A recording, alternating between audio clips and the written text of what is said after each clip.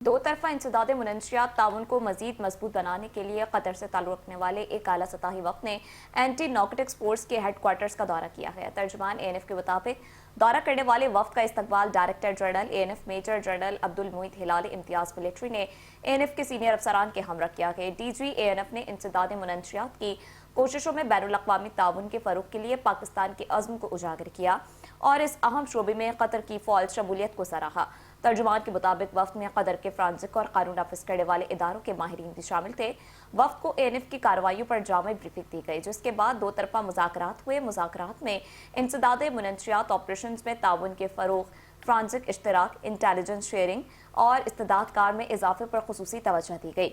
दोनों फरीक़ैन ने मुनशियात के बढ़ते हुए मसले के खिलाफ मुश्तरका अज़्म का अयादा करते हुए कहा कि मुनशियात का नासूर मुआशरों को शदीद तौर पर मुतासर कर रहा है, बिलखुसूस नौजवान तबका इसका आसान हदफ बन रहा है।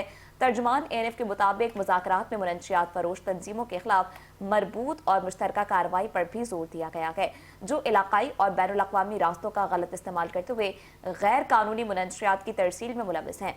मुज़ाकरात में 2025 के दौरान पाकिस्तान और कतर के दरमियान बढ़ते हुए बाहमी राब्ते और ताउन को भी उजागर किया गया। बिलखुसूस अप्रैल 2025 में मुनक्किद होने वाली GCC कॉन्फ्रेंस के बाद दोनों ब्रदर इस्लामी ममालिक के मजबूत ताल्लुकात को सराहा गया।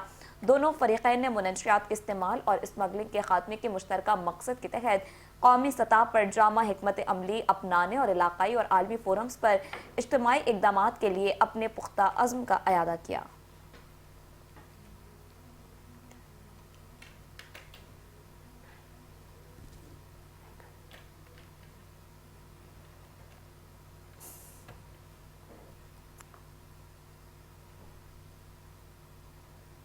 और इसके साथ ही न्यूज़ बुलेटिन से फिल वक्त इतना ही। कुछ ही देर बाद हाजिर होंगे हेडलाइंस के साथ। देखते रहिए 5 न्यूज़।